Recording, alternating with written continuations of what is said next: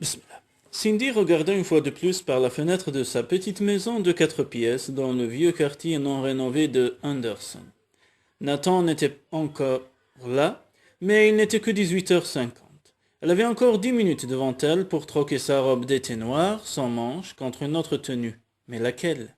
Sa garde-robe brillait par la pauvreté de ses choix. Ce soir, elle n'avait pas de marraine pour impressionner Nathan Steele. Pour la 10e fois au moins, elle essayait de se convaincre que là n'était pas le but de cette soirée. Les hommes n'avaient que des ennuis à lui offrir, et dans ce domaine, elle avait déjà donné. Merci. Ce dîner ne serait que l'occasion de bien faire comprendre à Dr. Sexy qu'elle ne voulait pas de lui dans sa vie. Entre ses études et son job d'argent d'entretien qui l'aidait à régler ses factures, elle n'avait certes pas de temps à perdre dans une aventure sans lendemain. Elle soulevait pour la 20e fois le fin rideau de dentelle quand elle aperçut un petit coupé Mercedes qui se garait le long du trottoir. Le cœur battant la chamade, elle prit son cardigan bleu ciel et attendit d'entendre les coups à la porte. Prenant une forte inspiration, elle força un sourire à ses lèvres et ouvrit. « Bonsoir, vous êtes en avance ?» Le regard de Nathan glissa de ses yeux à ses lèvres où elle avait appliqué un peu de brillant, puis descendit le long de son corps jusqu'à ses pieds aux ongles discrètement vernis qui dépassaient de ses sandales dorées. « J'ai cru comprendre que vous aviez un emploi du temps serré. Aussi aurait-il été dommage de gâcher de précieuses minutes. Vous êtes ravissante. » Simple formule de politesse, bien sûr, mais elle n'en ressentit pas moins une agréable chaleur se diffuser dans son corps. De son côté, elle remarqua que ses joues étaient lisses. De toute évidence, il s'était rasé pour elle. « Merci, répondit-elle, vous n'êtes pas mal non plus. » Elle avait vu en pyjama de chirurgien et en smoking ce soir, son pantalon kaki et sa chemise de sport crème mettaient en valeur sa belle carrure et sa taille mince. Comment parvenait-il à être toujours aussi séduisant, quoi qu'il porte? Troublée de le voir chez elle, dans son domaine privé, elle attrapa son sac et s'avança vers la porte. « Allons-y, dit-elle. » Une fois devant sa voiture, il lui ouvrit la portière et lui prit le coude pour l'aider à s'installer. L'habitacle était aussi intime que confortable et elle sentit l'atmosphère de Nathan l'envelopper aussi sûrement que l'avait fait ses bras l'autre soir quand il dansait. « Alors, où m'emmenez-vous » s'enquit-elle, plus pour dissiper ses émotions que par réelle curiosité. Il se tourna vers elle avec un sourire. « C'est une surprise, vous aurez la patience d'attendre ?» Une dizaine de minutes plus tard, il se garait sur le parking du restaurant italien Capriotti. Le soleil n'était pas encore couché, mais elle savait que, une fois la nuit tombée, ils auraient une vue magnifique sur la vallée de Vegas. Une atmosphère feutrée et romantique les accueillit et le maître d'hôtel les conduisit à un box pour deux, isolés des regards indiscrets. La dernière fois qu'un homme l'avait invité à un dîner aux chandelles, il ne voulait que s'introduire dans sa vie, et surtout dans son compte en banque, afin de la spolier de ses économies. Nathan, bien sûr, n'en avait sûrement pas après son argent, mais à la force du désir qu'il éveillait en elle, elle éprouvait le sentiment dérangeant qu'il avait le pouvoir de la déposséder de quelque chose de bien plus précieux que son bas de laine. « Que voulez-vous boire ?» proposa-t-il comme un serveur très stylé s'arrêtant devant leur table. « Surprenez-moi, dit-elle. « Avec plaisir. Mario, apportez-nous une bouteille de mon vin préféré, s'il vous plaît. »« Le pinot noir, très bon choix, Dr. Steele, dit-il en lui tendant les menus avant de s'éloigner. Visiblement, vous venez souvent ici. Oui, on y mange vraiment très bien. Et vos autres compagnes apprécient demanda-t-elle, les yeux fixés sur le menu, bien que son esprit soit ailleurs. Mes autres compagnes? Malgré ce que les ragots de couloir peuvent colporter dans l'hôpital, je ne collectionne pas les aventures. Avant qu'elle puisse répondre, un serveur vint déposer sur la table une corbeille de petits pains chauds enveloppés dans une serviette blanche. Puis Mario réapparut avec le vin dont, après avoir ouvert la bouteille devant eux, il remplit leurs verres. Il prit ensuite leur commande et les laissa de nouveau seuls. Nathan leva son verre. « Oh, bonne surprise, dit-il. » Elle l'imita et trempa ses lèvres. « Il est très bon, commenta-t-elle. »« Ah, vous voyez, c'est plutôt bon signe, non ?» Elle n'en était pas si sûre. La soirée débutait à peine, et devant son regard prometteur, elle n'était pas certaine d'en sortir indemne, d'autant plus qu'elle avait très envie de lui donner l'occasion de tenir ses promesses muettes. Alors, comment vont vos parents, toujours en villégiature sur la côte d'Azur? Elle soupira. En fait, ils ont quitté ce monde il y a déjà plusieurs années. Mon père a accompagné ma mère qui avait un cancer, puis il est mort lui-même 2 ans plus tard d'une crise cardiaque. Oh, désolé, Cindy. C'était très maladroit de ma part. C'est ma faute. J'ai stupidement plaisanté sur ce sujet l'autre soir, au Kaiser Palace. Cela a été très dur de les perdre tous les deux en si peu de temps. Mais mon père n'a jamais plus été le même après la mort de maman. Maintenant, je n'ai plus que mon frère. Il va revenir pour l'été? Non, il reste en Californie, où il suit des cours tout en travaillant pour payer l'appartement qu'il partage avec des amis. Ce qui ne serait pas nécessaire si elle ne s'était pas laissée bercer par les belles paroles de cet homme qui avait endormi sa méfiance avant de lui prendre tout l'argent que leurs parents avaient économisé pour leurs études. Elle but une gorgée de vin.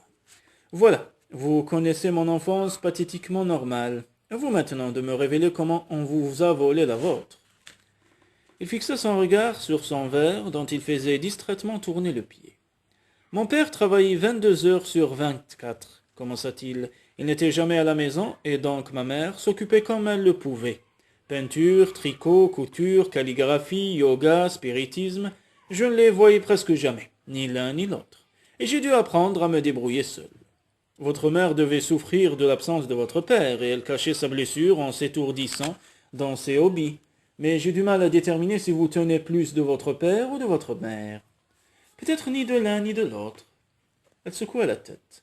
Vous passez beaucoup de temps à l'hôpital. Comment le savez-vous? Très simple, vous êtes l'un des sujets de conversation préférés du personnel féminin.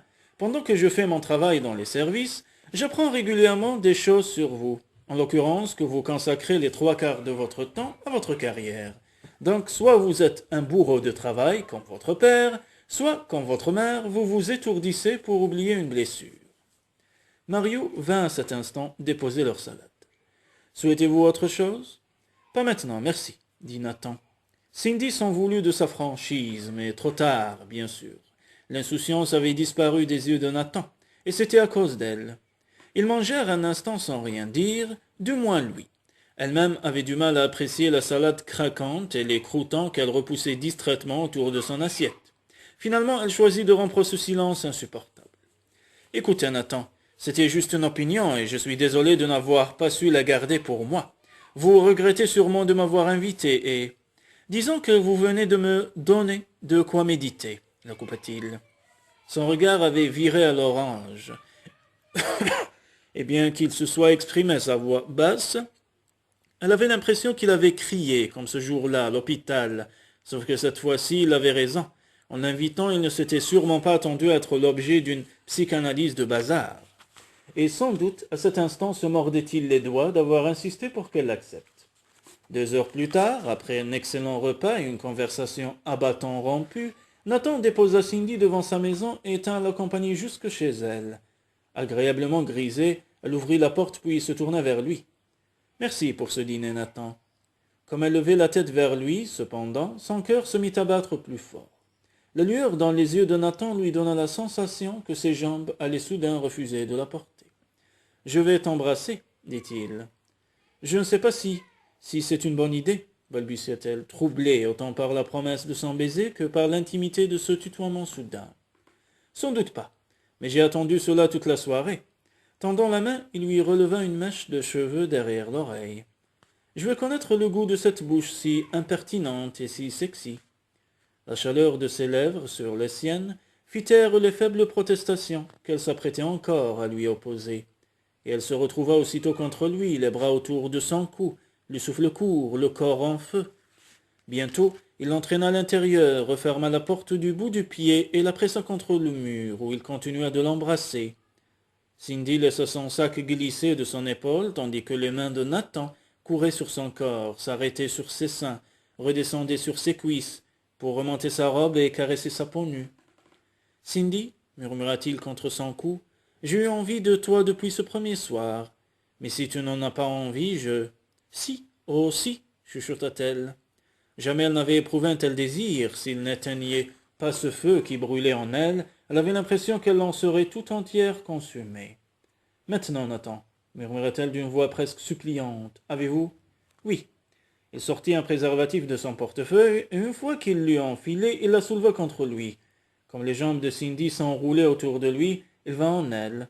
Les yeux fermés, elle rejeta la tête en arrière, la bouche ouverte sur un cri muet, alors qu'il l'entraînait avec lui dans un déferlement de plaisir, jusqu'à ce qu'elle ait le sentiment d'être engloutie dans un torrent de lumière et de pure jouissance. Elle reprenait tout juste son souffle quand il resserra les bras autour d'elle et enfouit le visage dans son cou pour l'embrasser tendrement. « gémit-il, tu n'as aucune raison de me croire, bien sûr, mais je n'avais vraiment rien programmé de tel. » Je sais. Elle non plus n'avait pas voulu réfléchir au-delà de ce dîner. En aucun cas elle n'avait prévu ce désir tyrannique qui les avait pris tous les deux au dépourvu. « Je peux emprunter ta salle de bain » demanda-t-il. « Au bout du couloir, première porte à droite. » Il en ressortit 5 minutes après, et à son expression sombre, elle comprit qu'il y avait un problème. « Que se passe-t-il » demanda-t-elle. « Probablement rien. Alors pourquoi cet air soucieux ?»« Le préservatif a craqué. » Elle se figea. Refusant d'imaginer les conséquences possibles du problème, craquer. Inutile de s'inquiéter, Cindy. Si je t'en parle, c'est parce que tu dois le savoir, même si les risques de grossesse sont minimes. Ainsi, cette soirée parfaite, qui avait failli finir en apothéose, s'achevait en fait sur la note discordante d'un préservatif déchiré. Mais pourquoi devrait-elle s'en étonner? C'était à peu de choses près l'histoire de sa vie. 3 semaines plus tard, les chances de grossesse avaient considérablement augmenté. Ses règles avaient du retard, et le test qu'elle se résignait à acheter lui confirma finalement ses pires craintes. Le plus drôle, si l'on pouvait employer ce terme, c'était que durant les 3 semaines qui s'étaient écoulées depuis sa soirée avec Nathan, pas une fois il ne lui avait redemandé son numéro de téléphone, pas plus qu'il n'était venu déjeuner avec elle. Le soulagement l'avait disputé à la déception jusqu'à ce qu'elle tienne entre ses mains la petite bandelette bleue qui lui confirmait que sa vie venait de basculer. Son travail terminé ce soir-là, elle alla l'attendre dans le couloir des soins intensifs néonatals. Ce n'était pas le meilleur endroit pour parler, bien sûr, mais elle ne savait pas comment faire autrement. Nathan s'arrêta net en la voyant adossée au mur, au bout du couloir. « Il faut que je vous parle, dit-elle. « Bonjour, je suis heureux de te voir, moi aussi, répondit-il avec un sourire teinté d'ironie. Si j'ai bonne mémoire, la dernière fois que nous nous sommes vus, nous en étions au tu, ajouta-t-il à voix basse. Oui, désolé, je suis un peu perturbé. Tu veux que nous trouvions un coin tranquille? Ce serait mieux, oui. Elle réfléchit une seconde en se massant la nuque. Pourquoi pas dans le salon du Révélo? D'accord. L'hôtel qui avait ouvert 1 an plus tôt n'était qu'à 10 minutes de l'hôpital. Tous deux allèrent s'installer à une table dans le salon très calme où ils commandèrent un café pour lui et une eau minérale pour elle. Elle n'hésita pas longtemps, il n'y avait pas de formule pour adoucir la nouvelle qu'elle devait lui annoncer. Aussi préféra-t-elle renoncer aux circonclusions. « Je suis enceinte. » Il laissa s'écouler un temps avant de soupirer. « Je m'en doutais. Je suppose que quand tu m'avais promis une surprise au dîner, ce n'était pas un bébé que tu pensais. Je n'avais rien prévu du tout. » Elle le croyait, même s'il avait eu un préservatif sur lui, un préservatif défectueux. « Je m'en doute, et moi non plus. Pourquoi a-t-il fallu que cela m'arrive? »« Et à moi, rétorqua-t-il. Il semble que nous soyons deux dans le même bain. J'espérais que tu serais sous contraceptif. Pourquoi? Je ne sors avec personne, il n'y avait donc aucune raison. N'essaie pas de me faire porter seul la responsabilité, Nathan. Ce préservatif était à toi et...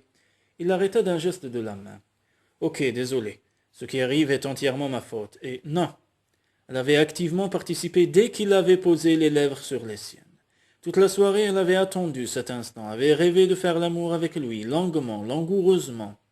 En fait, l'intermède avait duré 2 minutes, à peine plus, et depuis, plus rien. Il n'était finalement rien de plus qu'un de ces hommes qui ne capitulent pas tant qu'ils n'ont pas obtenu ce qu'ils veulent, et qui ensuite quittent la scène sans se retourner. Cette fois-ci, cependant, il avait récolté bien plus qu'il ne l'avait imaginé. Le problème, c'était qu'elle payait leur moment de plaisir au prix fort. « Ce n'était pas prévu dans mon programme, dit-elle. Un programme n'est pas immuable. » Cindy sentit un vent de panique souffler en elle. C'était sa vie. Elle avait fait un mauvais choix par le passé, mais elle avait peu à peu réussi à reprendre les choses en main. Ses perspectives d'avenir avaient tout juste commencé à s'éclaircir, jusqu'à ce qu'elle gagne ce stupide billet de tombola que l'irrésistible docteur Sexy la remarque. « Tu ne comprends pas ?» reprit-elle. « J'ai encore un semestre de cours, je dois terminer mon internat sans parler de mon travail à plein temps.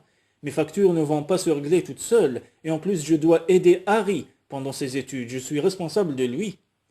Il y a des prêts spéciaux pour les étudiants. Non, je ne peux pas lui imposer cela. Toi et moi partageons la responsabilité de cette grossesse, mais le fait que l'argent pour mon frère se soit volatilisé est entièrement ma faute. Elle but une gorgée d'eau, puis reposa son verre. Mon père m'avait chargé de m'occuper des économies pour les études de Harry. Il voulait tellement qu'il sorte de l'UCLA avec un diplôme d'avocat en poche. Comment est-ce que je pourrais dire à Harry qu'il n'y a plus rien? Que s'est-il passé, Cindy? Comment cet argent a-t-il disparu? S'enquit Nathan en faisant signe au serveur d'apporter un second café. C'est à cause d'un homme, Conrad Worthington. Du moins est-ce le nom qu'il m'avait donné. La police a été incapable de le retrouver. Qu'a-t-il fait? Insista-t-il. Il m'a fait un gros numéro de charme, a su gagner ma confiance et a proprement nettoyé mon compte en banque après m'avoir volé mes cartes de crédit, en me laissant en prime un gros découvert. Nathan marmonna un qualificatif virulent en serrant les poings sur les accoudoirs de son fauteuil. Oui, c'est un peu de choses près ce que j'ai dit, aussi en découvrant ce qu'il avait fait, soupira-t-elle. La banque a refusé de me faire grâce de la dette, mais a accepté un arrangement pour les remboursements. J'ai dû renoncer à mes études pour travailler. Pendant plusieurs mois, j'ai fait 2 jobs en même temps. Et quand la situation s'est un peu améliorée, j'ai commencé à prendre des cours du soir, ce qui explique que ce soit aussi lent pour obtenir mon diplôme. J'arrive tout de même à m'en sortir, mais je continue à payer pour ce fiasco. Même à la lumière tamisée du salon, elle put voir la compassion dans le regard de Nathan. Or cela, elle le refusait. Et puis tu es arrivé, docteur Sexy. Tu m'as harcelé pour avoir mon numéro de téléphone, et mes refus à répétition de te le donner n'ont fait qu'aiguiser ton entêtement. Je n'ai jamais voulu te nuire, Cindy. Elle le croyait, mais cela n'apaisait en rien la panique qui menaçait sans cesse de prendre le pas sur son calme apparent. Je sais, c'est un petit jeu auquel tout le monde prend plaisir, jusqu'au moment où un préservatif se déchire et qu'un bébé s'annonce.